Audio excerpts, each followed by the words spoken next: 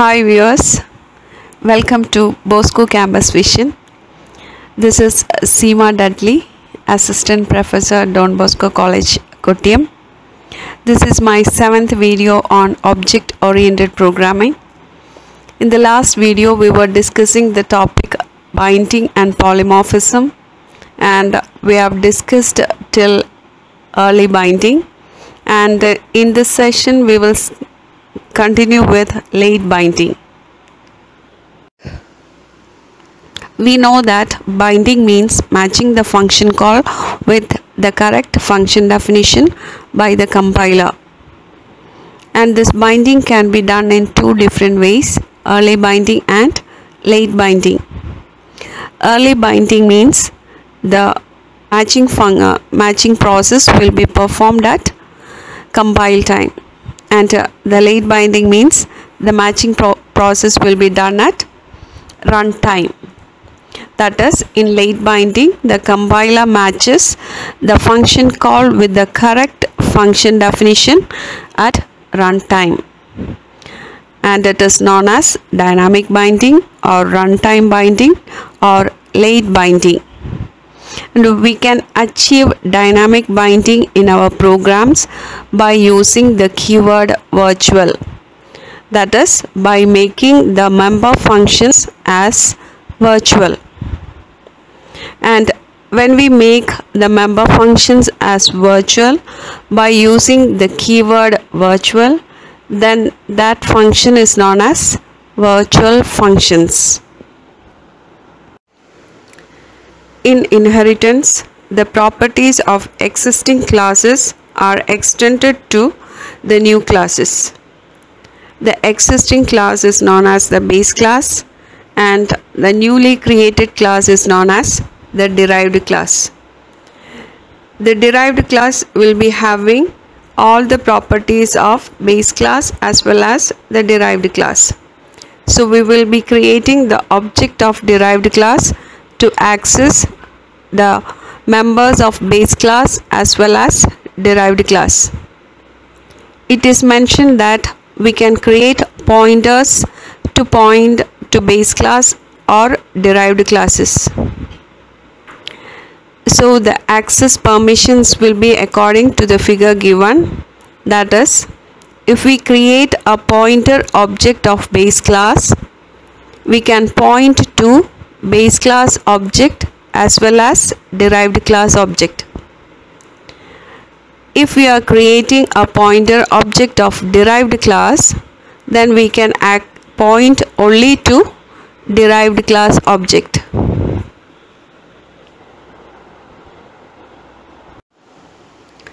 Here is an example to illustrate the above mentioned points. That is, if we create a pointer object of base class, we can point to base class object as well as derived class object. Here in this example, we have a base class named base and a derived class named derived. Both class have a variable and a default constructor to initialize the variables and a member function to display the variables.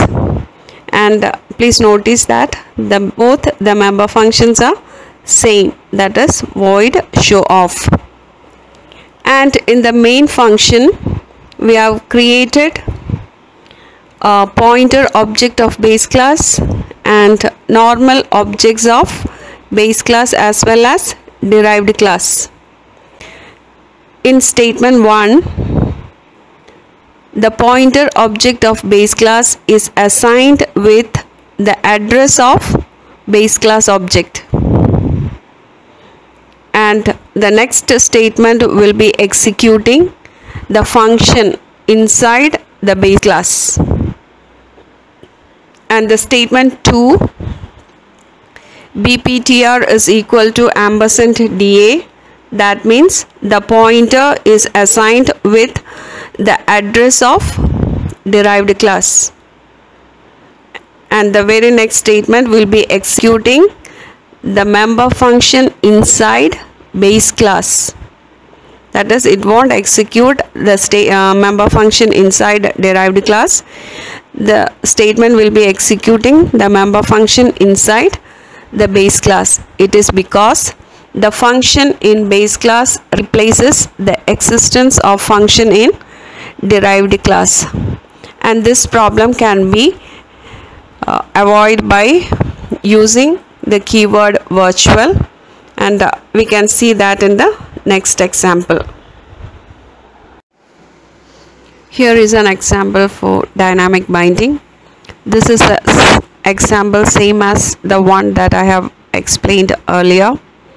That is, the both class, base class and the derived class, will be having the same member function, that is void showoff. In the last example it was only void showoff, and now I have added the keyword virtual. By adding the keyword virtual, we can make the member function as virtual functions. And coming to the main function, here also I have created a pointer object of base class and normal object of base class as well as derived class. And in the statement 1, the pointer is assigned with the address of base class, and the very next statement will be executing the member function inside base class. And according to statement 2, the address of derived class is assigned to the pointer object, and the very next statement will be executing the member function inside derived class. And we can achieve this by using the keyword virtual, so that the ambiguity created in the last example can be avoided.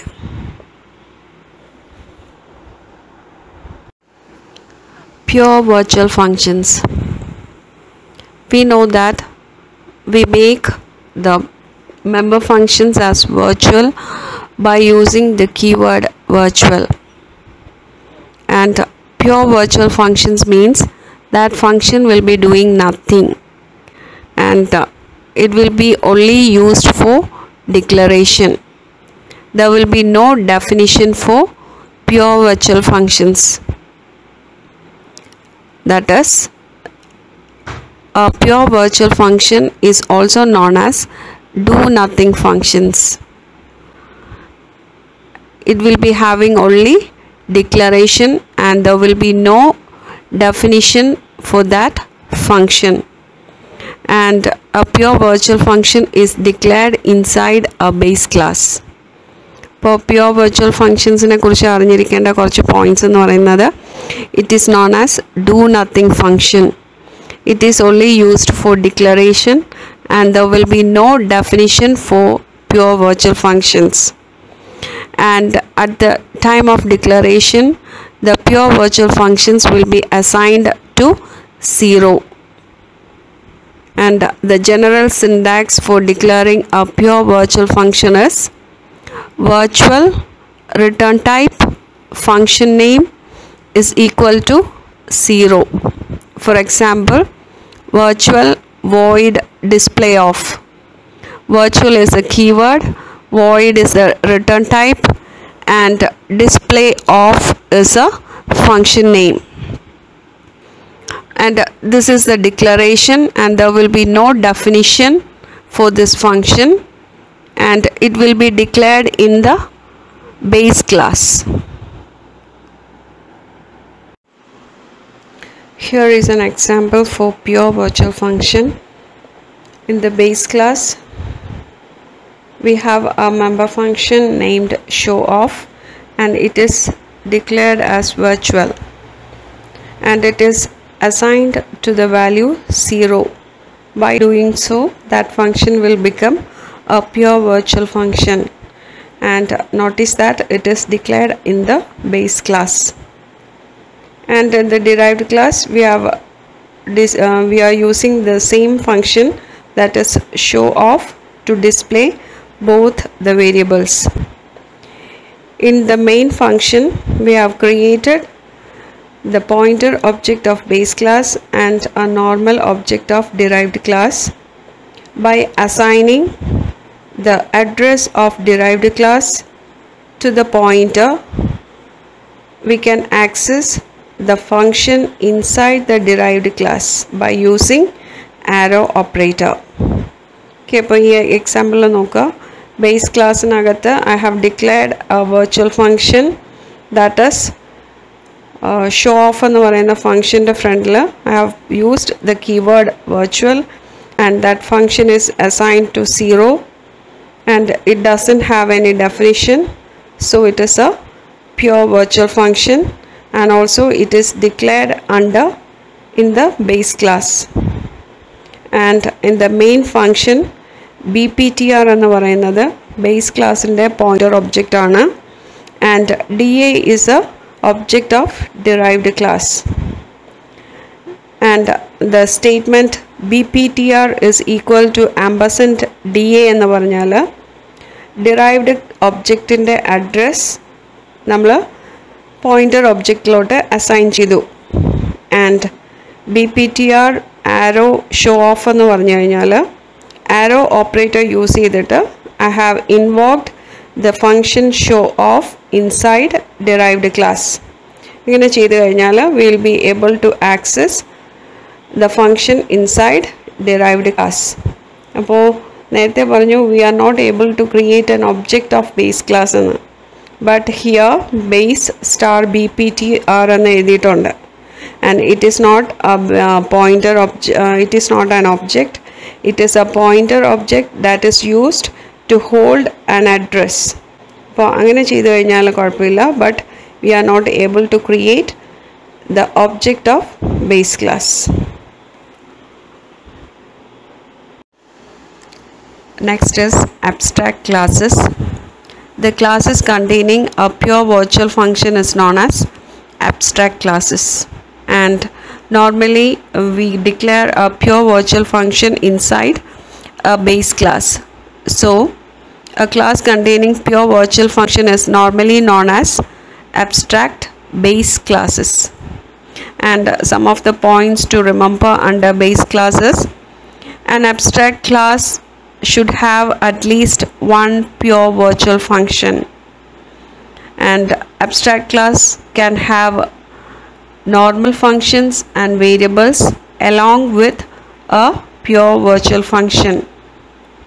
Third one is abstract class cannot be used to create object, but it can be used for creating pointers and references. Then the last one is abstract classes are mainly used for appcasting, so that it can be used by the derived classes. The next term that come under binding is object slicing. Object slicing means when we assign the derived class object to base class, the base class content in the derived class are copied to base class. Okay, for example, നമുക്ക് base ക്ലാസ്സിനകത്ത് I എന്ന് പറയുന്ന ഒരു object ഉണ്ട്, and ഐയുടെ value 10 എന്ന് നമ്മൾ assign ചെയ്തു, and that same variable is in derived class and is assigned the value 20.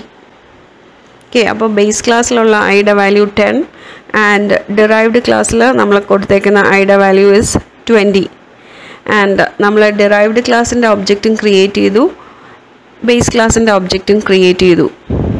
And if we assign the object of derived class to base class object, base class object ലോട്ട് നമ്മൾ derived class address derived class object assign ചെയ്ത് കഴിഞ്ഞാൽ derived classൽ specify ചെയ്തിരിക്കുന്ന value, that means 20 ആയിരിക്കും പിന്നെ ഐയുടെ value. That is known as object slicing. Here is an example for object slicing. Here we have the class base and a derived class named derived. In the base class we have two variables I and j, and by using a default constructor the variables are initialized to 10 and 20 respectively. And in derived class we have another variable k, and by using a default constructor I have initialized all the variables, that is I, j and k, in the derived class. And coming to main function, I have created the object of base class as well as derived class. And the statement 1, that is b is equal to d, means the object of derived class is assigned to base class.